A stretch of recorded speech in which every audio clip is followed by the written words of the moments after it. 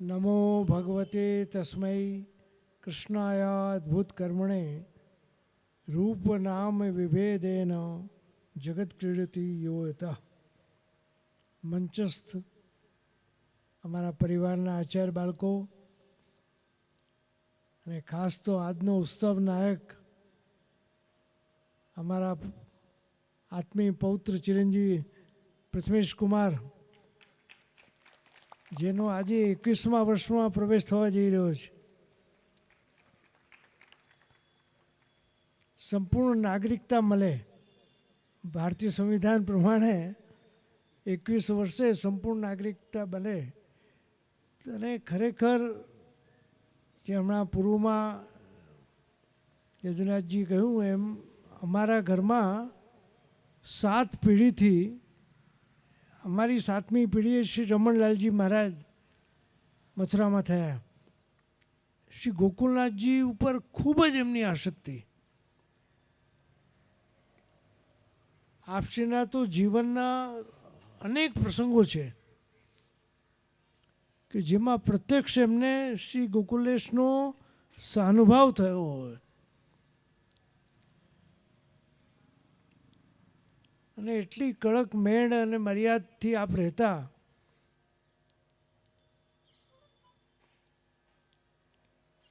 અને એ પરંપરામાં શ્રી ગોકુલનાથજીનો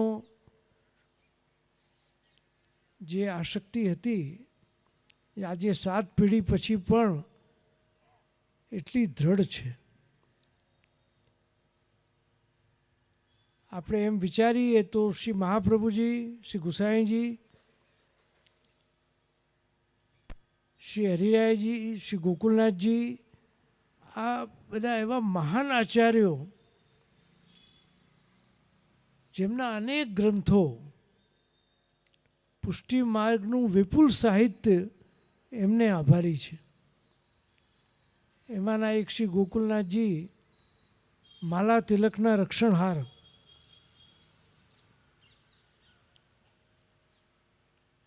આપશ્રીના જે 24 વચનામૃતો છે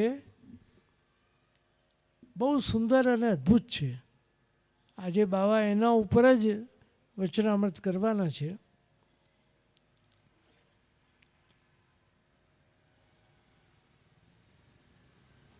અને એટલી અદ્ભુતતા આપનામાં હતી.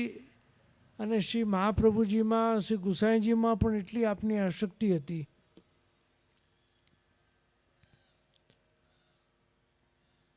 ષોડશ ગ્રંથ ઉપરની શ્રી ગોકુલનાથજીની ટીકા ઘણી અદ્ભુત છે.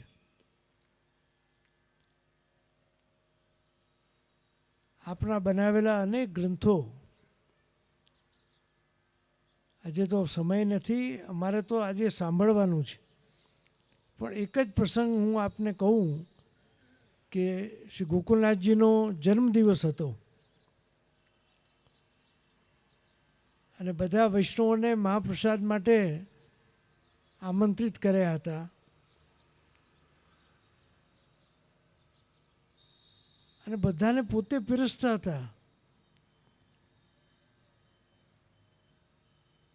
પણ એક વૈષ્ણવ પાતળ ઉપર બેસીને અશ્રુપાત કરી રહ્યા હતા.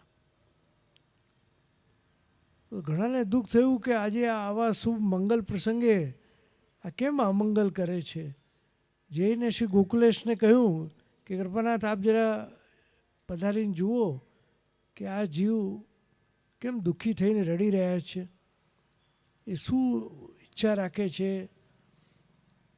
આપશ્રી પધાર્યા, બેના નેત્રો મળ્યા.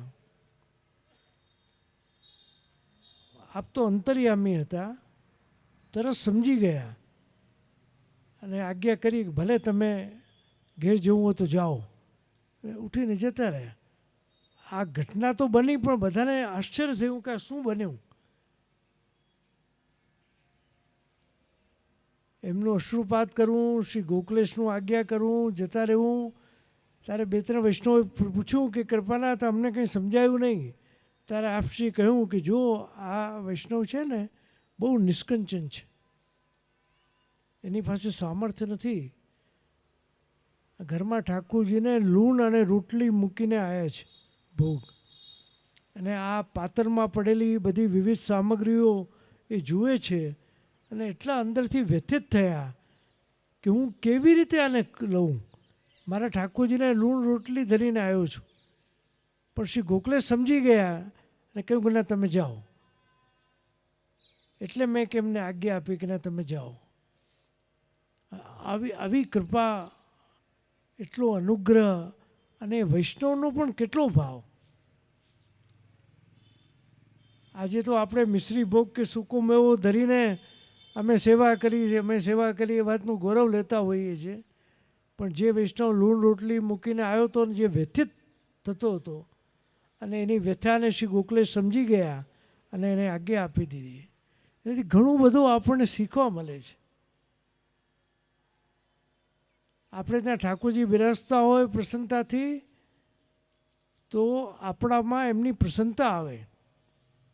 પુષ્ટિ માર્ગનો જે મૂળભૂત સિદ્ધાંત તત્સુખનો વિચાર, એમની પ્રસન્નતા કે મારી કોઈ પણ ચેષ્ટા આપને શ્રમ આપનારી ન થાય.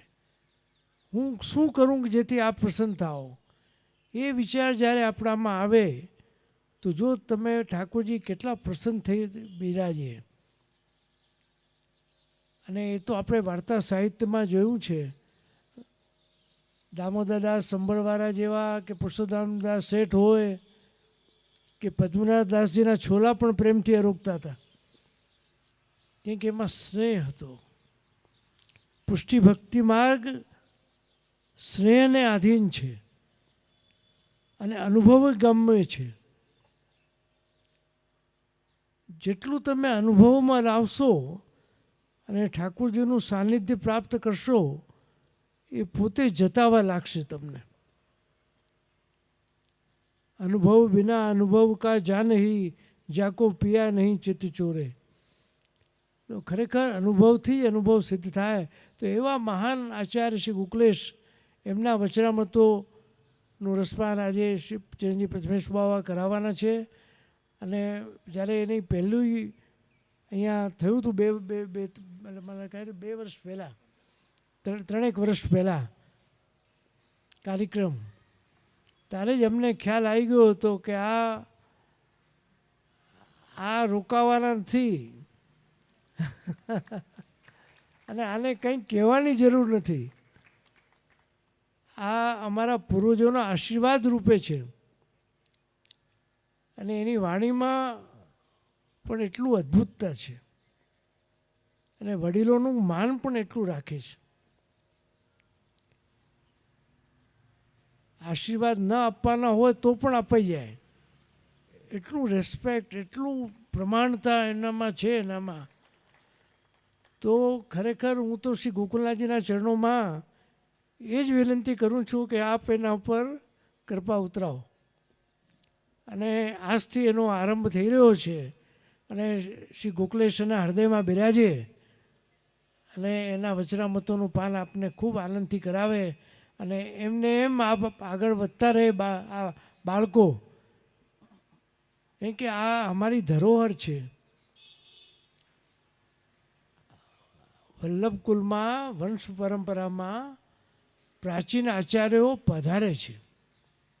એમનું કંઈક શ્રેષ્ઠ કાર્ય રહી ગયું હોય ને એના કરવા માટે. દામોદર હરસાની પણ આવે છે અને આચાર્ય પણ પધારે છે.